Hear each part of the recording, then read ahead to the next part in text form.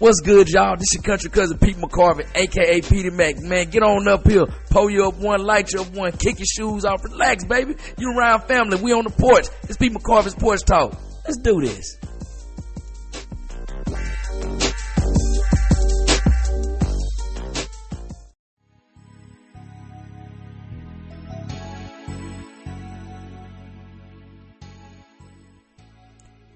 What's up, world? It's your country cousin Pete McCorvey, aka Peter Mac, and I'm back. Welcome back to the porch, man. Hey, man, this week, man, hey, man, whatever you gonna smoke, whatever you gonna drink, whatever you gonna munch on, man, I'm gonna need you to double up on it, because, boy, this past week was one for the ages. Oh, my God, so much shit transpired, y'all.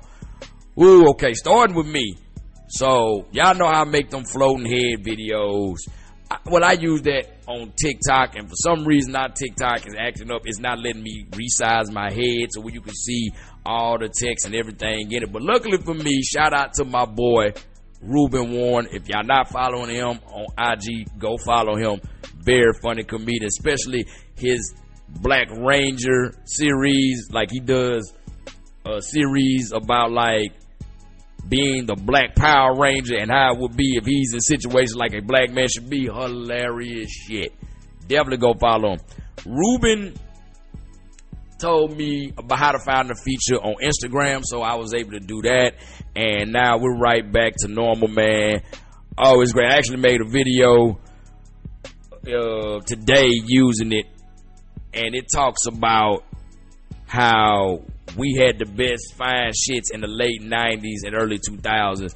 And they had a bunch of women on there. Laura London, Megan Good, Regina Hall, Gabrielle Union. Jessica Alba was up there. She's the only sister that wasn't up there. They had Miss Christina Milian. Yes, sir. Woo. Had Nia Long up there when she had that little short pixie cut. And they had Tatiana Ali, aka Ashley from the Fresh Prince of Bel-Air. But the last person they had on there, they was playing on this woman's top. They had Queen Latifah up there, but it wasn't Queen Latifah as Khadijah, hair pressed, dressed nice, or Queen Latifah in an elegant gown singing jazz. They had Queen Latifah up there as Cleo on Set It Off. Now, y'all are very disrespectful to the Queen doing that shit. That she is a staple in black culture, one of the first female voices for hip-hop. She gave us one of the best sitcoms, one of the first sitcoms actually for young black professionals who was living, thriving, dating. You know what I'm saying? Y'all could put up one with her with having an old African headdress on back in the day. Y'all don't play on the Queen top like that. She deserves way more respect than that, man. On to some other stuff, like the South is freaking out right now, and I'm going to tell you why the South is freaking out. If you from the South, you know about this restaurant called Cracker Barrel. If you didn't went to church, after you sat through that long ass sermon, them testimonies, burning your ass off, ducking and dodging gossip, trying to figure out if the congregation slut baby is the preacher's baby because they look awfully alike, you gonna go to Cracker Barrel. Not Cracker Barrel, you're gonna go to Golden Corral. Well, Cracker Barrel has made a drastic change. Cracker Barrel has said after 47 years, they're gonna change their logo. If you don't know what the Cracker Barrel logo is, it's brown and yellow. It's a silhouette of a man sitting down next to a barrel, and next to that you see a sign that says Cracker Barrel. Well, they've completely cut out, as a lot of people have been saying Cracker Joe, they cut out the cracker and they cut out the barrel. All it is the words Cracker Barrel. And the person responsible for that is the company CEO, Julie Masino. She said she wanted to make the restaurant appear less white and southern. Not trying to be funny, but it's called Cracker Barrel. And when you go in there, it looks like a redneck's cabin in the woods in Tennessee.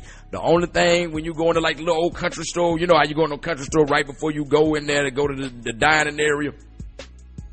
Only thing I see missing on them walls is a lever action 30-30 rifle and a Klansman's robe. Every time I walk in the Cracker Barrel, y'all, I feel like that scene on Life where Claude and Ray walked into that restaurant when they first got into Mississippi, and the lady told them, we don't got white pies, we ain't got no nigga pies.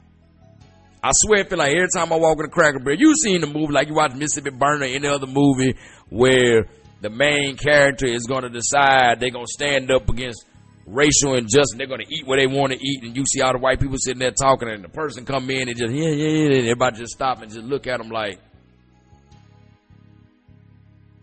that's how I feel when I go in the Cracker Barrel. I don't miss Cracker Barrel. So I looked this lady up. I'm like, because I kept wondering, like, why is all these companies be having these drastic changes? Just like how Roscoe's Chicken and Waffles happened. They sold it. A white Trump supporter, she got it, then changed it up, got rid of Obama special. I'm like, why do y'all hire these people who don't understand the essence of your brand? But shocking to me, because I thought this lady was like a person from the West Coast, a person from like up north, like New York or Boston. This lady, apparently, Ms. Messino, is from Nashville, Tennessee. I'm still gonna say her parents got to be transplants, and she wasn't raised in the true traditional Southern way. But you know the people who are, well, I'm not surprised about this happening, because I found out before she served as CEO for Cracker Barrel, she was the president for Taco Bell. And we saw how Taco Bell done changed from, you know, it's Charlotte Hornets decor. You remember the days they had like the purple and teal cups and all that, and you went in there, just, it had personality. Now it just looks bland. It kind of looks like how y'all seen Demolition Man with Sylvester Stallone, Wesley Snipes, and Sandra Bullock. It kind of looks like that. That's how Taco Bell look now, and I'm gonna chalk that up to she's responsible for. She also used to be the president of Mattel. For those y'all don't know, Mattel is the company that produces Barbie dolls. Y'all remember Barbie? They had them pregnant Barbie dolls, and then you had Alan, that's Ken's best friend, who's not as handsome as Ken, as popular as Ken, you know, not as in shape as Ken. They want all that inclusiveness. So, not shocked about this. Now, what I am pissed off about is these black people that's coming to defense for this change. I'm like, oh no, we need that for the flavor and all that. What in the hell are y'all sitting there going to war by Cracker Barrel for? They don't want you in there. And I had one guy, because I put a TikTok up about it. He was like, well, I got a Cracker Barrel by my house, and they got a bunch of people that work there, so how can you scream racism? Fool, did you not see the help? They don't want us eating at their table, but they don't mind us cleaning up the table, washing the dishes, sweeping the floor, mopping them. So that was a dumbass argument. But yeah, I look at you black people that's kind of crying about Cracker Barrel changing their logo. I look at y'all like how I look at Steven on Django when Calvin died and he's hugging. Y'all seen that meme of that picture where Steven is crying real hard over Calvin Candy dying? Like, I gotta watch y'all, man. Like, y'all, it ain't too late. Y'all ain't in the sunken place yet. Y'all about to fall into it, but y'all still on the edge. Come back off the edge. Now, speaking of sunken place, I feel sorry for Miss Amanda Seals, man, because she was on Jubilee Surrounded, the latest episode there. Woo, she had to go at it. Pretty much, it was like a political 20v1. She had to go at it with 20 black conservatives. These, from young and old, these are 20. They all the way in the sunken place. They deep down there. We can't get them out. Fuck throwing them a rope. They in there. Let them stay. Let them stay sunken. It was one guy, young man, who got on there talking about he never experienced systematic racism, saying he was born in an African country but grew up in Maine, and he said she made it up and it's not true and all that. I don't understand how you got black people in this world who racism has not hit them in the face. And you know I'm gonna say this, it has hit them in the face. Only thing is they too naive to realize it. But I love to see black people like that, because I'm gonna tell y'all something. I cannot wait for that day when it hits them in the face and they can't even lie about it, because ooh, they gonna be looking stupid as hell. Like we say back in the day, they gonna have a dick look on their face. That shit be chef's kiss whenever I see a black person actually have that said racism doesn't exist. When that shit hits them in the face, beautiful thing. You shouldn't. I'm one of them people. I don't feel bad when shit happens to people who deserve it. I don't. Like, you rob somebody's car, you known for robbing cars and all that shit, you get shot trying to steal somebody's car, I'm not crying for you. You was out there selling drugs, your ass get knocked.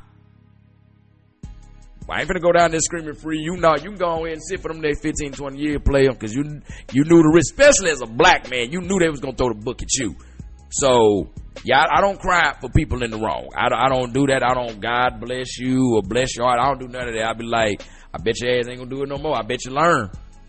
So, woo, that was a rough one. I had to turn it off. I couldn't even finish. And I felt conflicted because Amanda Seals, while she can grain my nerves, in that one, that was like seeing my sister in trouble, and I wanted to Bruce Skidoo through that screen and just start like taking them all out like Bruce Lee did in Enter the Dragon, man. It was just, woo, I felt. She held on though. She was like Uma Thurman in Kill Bill when she went against the Crazy 8-8s. She was just taking them down. They kept coming, but she kept swinging that sword, and she wasn't having it. So shout out to Amanda Seals, man. Just woo. I ain't want to see you meet your match like that though. I want to talk about another beautiful woman who shaped my childhood and my teenage years. The rapper Eve. Y'all know her, first lady of the Rough Riders from Philadelphia, PA, with her fine ass. She has a memoir, tell-all book, titled Who's That Girl? And apparently in the book, Eve decided to share some stuff with us that, you know, got us like, what the hell? And for me personally, it's when the hell, because I don't know when the hell this is. So apparently Eve and Dr. Dre was a thing. Did not know that, but it said she had, they had their issues, and to get back at him, you know, she messed with Suge Knight to get back at him. She pulled a Michelet, didn't she? Ain't that what Michelet did to get back at him? And it was just like, why did we need to know that? Like, baby, you done moved on, you done married a man who seemed like he owned half of England. I don't see the neat reason for her to have to expose that, but I'm also thinking this, because Michelet was messing with Dr. Dre, and then she went to Suge Knight as well. I wouldn't be surprised if Dre and Suge was just running a game, because you know, dudes, like, look, a couple of us dudes and did this and not like teenagers in our 20s. We both want one chick, and one of them like, man, I'm tired of old girl. Like, man, like, you still want to get the hell? Yeah. All right, man, look, come on in there, try to play Prince Charming while I be the asshole. Then that way it's swinging to you, you both hit her. And now we Eskimo brothers. So, cause that just sound weird that happened. Like I said, it happened to Michelet, and then it happened to Suge. Like, it was like, why is every woman leaving Dre to go to Suge? That kind of raised an eyebrow, but yeah, I'm lost for words. Like, one, like, damn, didn't know that, and two is like, why did we need to know that? But it's Eve's truth. She want to tell it. Do you, baby? I'm gonna be honest. I got a couple other audio books I gotta listen to. That's like in my queue of audio books to listen to, because I'm really interested in hearing Eve's story, especially with her narrating. I can listen to that woman talk all day long, man. I love that, like, New York, like Philly, and New Orleans accent. That's like 3 of the accents I love to hear a woman talk the most. So I'm just gonna just listen just for ASMR shit, man, if nothing else. Also in the world of music, y'all, my heart is shattered. It's on Spotify, not no new music, but you know, I was listening to Larry June's Until the Night Come, that tape he did with Cardo, and there's a song on there. It's called Still Game Related. And it made me think back to the tape that Cardo, Larry June, and Payroll Giovanni, who featured on the song Still Game Related, they did an album called Game Related. And I said, you know, how many listens? That's one of my favorite tapes by Cardo, featuring Larry June and Payroll. That's, I think, behind Made Man, what he released last year. I think Game Related is my favorite Cardo tape. So I tried to go on Spotify, find it, couldn't find it nowhere. Then I found it on YouTube and got in the comments saying, who's here after he took it off? And I'm like, why did he take it off? I just couldn't understand. I didn't understand why he took it off. Now, I just had to come to a hypothesis. For y'all people that didn't pay attention to science class, that's like an educated guess. What I'm thinking is, it's called Game Related. If you know about 90s West Coast hip-hop, especially Bay Area hip-hop, E40 had a group called The Click. That's him, his sister Sugar T, his brother D-Shot, and their cousin Be Real. Not Be Real. Shit, damn, why is his name escaping me right now? Y'all hold up. What is it? Y'all know who the dude is. I don't know why. Charge to my head, not my heart, big homie. Those four they were called The Click, and they had a 1995 album called Game Related. And the album cover looks like they playing like a board game or something like that. But if you go look at Game Related album, you will see that it looks like a board game, just like Game Related by E40 and company. So what I'm guessing is E40 didn't like that, and he probably talked to Larry like, "Hey nephew, what's crackling, cuz, oh, you know what I'm saying? I mean, that's kind of out of pocket, you feel me? You know, man, you know what I mean? You little homie, so I respect your hustle, you dig? You know, y'all not know how E40 be doing." So I guess out of respect, Cardo was like, yeah, it looks like I'm biting him, so I'm gonna take it off. That's just a guess. I could be wrong, but that's the conclusion I came to. But I'm mad, but luckily I found it on YouTube, and I just gotta listen to it on YouTube. But it's continuous. It don't have it broken down by song. Ooh, that means you gotta sit there and ride all the way through. But it rides. It rides perfectly. So I'm not mad, but it's just now I don't have it conveniently where I can just, if I want to just listen to one certain song, I can go, oh, the brother named Be Legit. That's who it is, Be Legit. Y'all excuse me for that. Be Legit. If you find yourself listening to it, dog, charge that to my head, not to my heart, man. Cause like, y'all, like your song, Check It Out. That's one of my go-to songs, man. So I don't want you to think like I don't fuck with you in the click, cause I do. I just had a brain fart, man. Now we're going on to sports. Well, this first one I don't even know if this classifies as sports because I am so pissed off with this. Y'all give me a moment because I don't know how to feel. So Gervonta Davis is going to have a fight November 15th. Yep, Tank is going to fight November 15th. But it's not Lamont Roach. He's going to fight for a rematch. He is going to fight Jake Paul. Y'all, I'm so I'm 38 hot behind this because one, Jake Paul is just, and I get it, make your money, dog, but he is taking a sport that I love. I've been loving watching boxing since maybe second, third grade.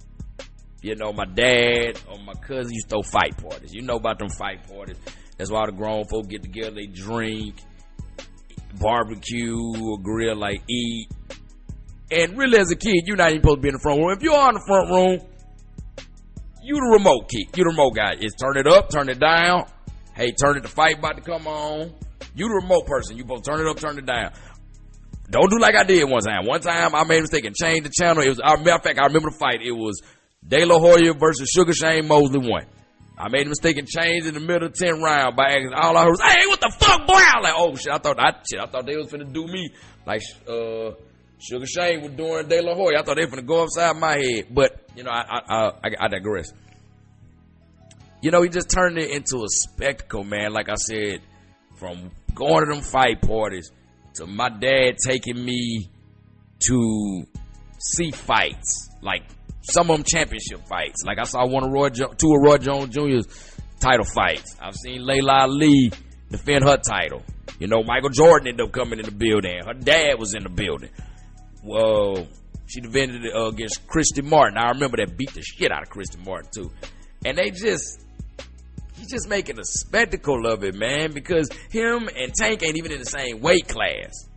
So you can tell this is just for publicity. And two, I'm mad because he owed Lamont Roach that rematch because I saw the fight. Lamont Roach got cheated. You can say split decision, and that's at the least. I saw it unanimous that he beat him. Wasn't no draw. He unanimously straight out beat that man.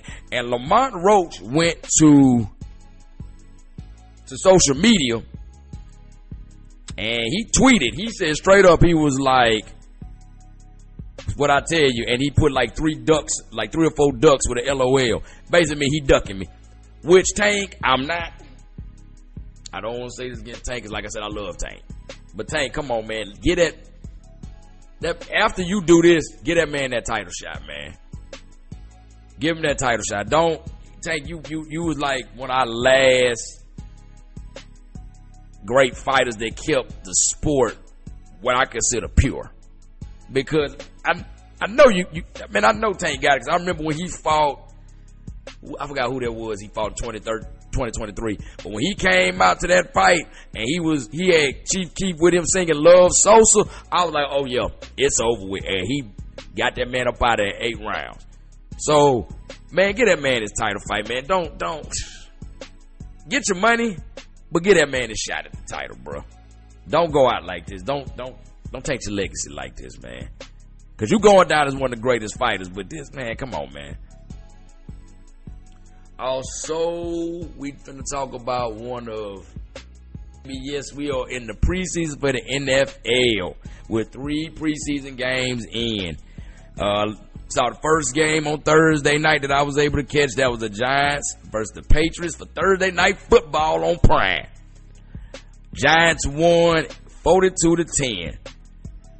But this is crazy. I didn't know that, 'cause like I said, I don't really pay attention to sports like that. I'm not a sports fanatic like I used to be. But I didn't realize the Giants QB depth chart was, y'all talk about Cleveland's depth chart. They got some people. They got Jackson Dart. They got Jameis Winston. And I didn't even realize it until I saw Thursday Night Football a couple of nights ago. They done picked up Russell Wilson. Now, while Russell still got something in the tank, because Russell Wilson threw an 80-yard bomb to Bo Collins in the Giants' 31-12 victory against the crosstown rival, the Jets. Matter of fact, can you call them the crosstown rivals? Because I don't even know if they cross. Man, hell, motherfucker, they don't even play in New York City. They play across the river in New Jersey. So can you really call them crosstown rivals? But anyway, they beat them 31-12 Sunday. And he He still got a gun, but it's like, Russell, man, come on, man. Like, what do you got to prove, bro? You don't have nothing to prove. You done been you been like 4-5 teams, dog. It's just, bro, go home to Sierra, man, and take care of your kids. Man, bro, you retired with all that money, retiring to Sierra, dog. Like, you don't got nothing else you need to prove. You going to the hall, and you got a ring. It ain't like, you ain't like Marino. You not retired without a ring. You got stupid and just gave the beast mode, but you know that's another story for another day. I ain't mad at it. Marshawn ain't either, because he in all these movies and he in commercials, so he getting his money. But, bro, man, it's Russ, man, it's time to go home, man. You good job, dog. Like, but I just didn't even look right in no Giants uniform. That was hard to see him in that. But it is what it is. He like it, I love it. Not really, I don't love it, but he's still getting paid. So do what you got to do, son. And speaking of football, man, I'm going to talk about Netflix did they big one with this new documentary they got out about the 90s Cowboys. That's America's Team, the Gambler and his Cowboys. It talks about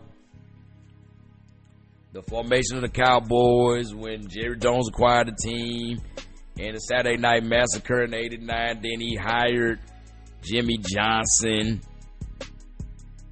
And after firing Tom Landry, getting Mike Irvin, Emmitt Smith, Troy Aikman, they're making a Super Bowl run. They talk about the White House, where they have all their drugs and hoes run through.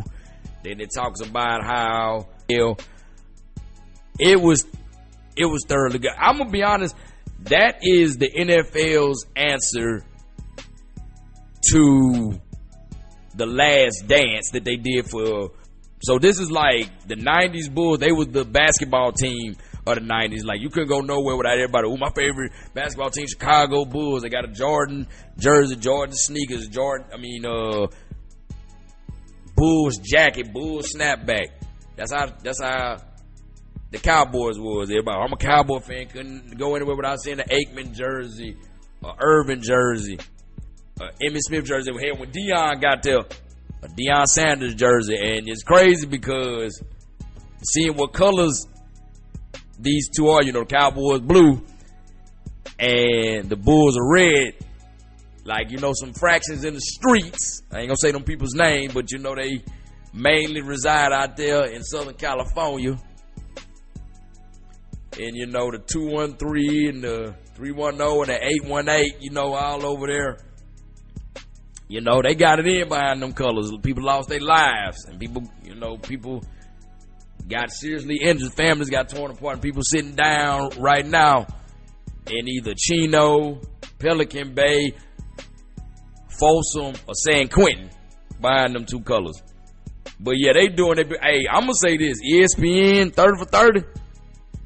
I might need to count y'all days. I said, but between The Last Dance and America's Team and them Untolds, Netflix ain't playing with y'all, boy. They coming for blood, man. It was thorough. To be honest with you, I'm gonna tell people, if you really want to get more of the story of the 90s Cowboys, read this book by Jeff Pearlman. It's called Boys Will We Be Boys, and that's about the 90s Cowboys. I read it a couple years ago on deployment. Very good read. Yeah, that's that. Like I said, Netflix, you did your big one, man. I'm about to get up out of there. Before I get off the porch, let me say something.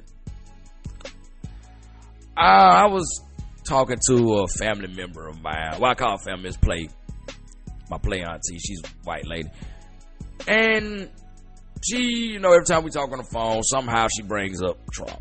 Like, she cannot stand Trump. She despises the man. It's always her going in about Trump. And it's like, while I get it, the man is a despicable human being, he's a narcissist, he's trying to become a dictator and a tyrant. I just don't get all that up in arms about it. And like I told her, I'm not getting up in arms. She was just mad. Like, why you don't get up in arms? And you know why I don't get up in arms about it, y'all? because I've been a black man in America for 36 years. Trump ain't the first time I didn't see disenfranchised, dysfunction, straight up bigotry. I've seen that every day. You know, I'm going to use like a quote. One of my friends, you know, Sonny Gillespie, my dog, one of his favorite quotes from the 1994 movie Street Fighter. If you've been with me on the podcast, you've heard me mention Street Fighter before. And this is like, honestly, I told my aunt this. I said, for you, the day Trump got elected, that was a day that you saw bigotry, tyranny, dictatorship. That's the day, and corruption. That's the day you saw all that take over. For me, it was Tuesday. You know, this is nothing new under the sun for us as black people. It's just like, some fucked up shit. I wonder what I'm eating for lunch today. We used to this. And, you know, I mean, if you go back further, let's keep it real. Let's go back further and look at a lot of them presidents. You know, like they say, they ain't the people they say they was, but I'm just saying, we done seen this plenty of times. You black in America and you paying attention, you done seen people that put Trump to shame. The only thing about it is the man is just blatant with it. That's why I look bad. The rest of them they just did it behind closed doors. So like I said, you up and on, it's just Tuesday at 9 o'clock in the morning for me. And that's where we gonna leave it. That's been my time on the porch this week, man. Y'all want to holler at me? Find me on Facebook. Y'all see the name. You can find me on Instagram, PDMac10, PETEYMAC10, or you can find me on TikTok, PDMac89, same as Instagram. Just drop the 1 and 0 and put an 8 and a 9 there. You know, comment, like my post, share. Most importantly, subscribe. But until next week, be cool, stay calm, and get paid. Peace.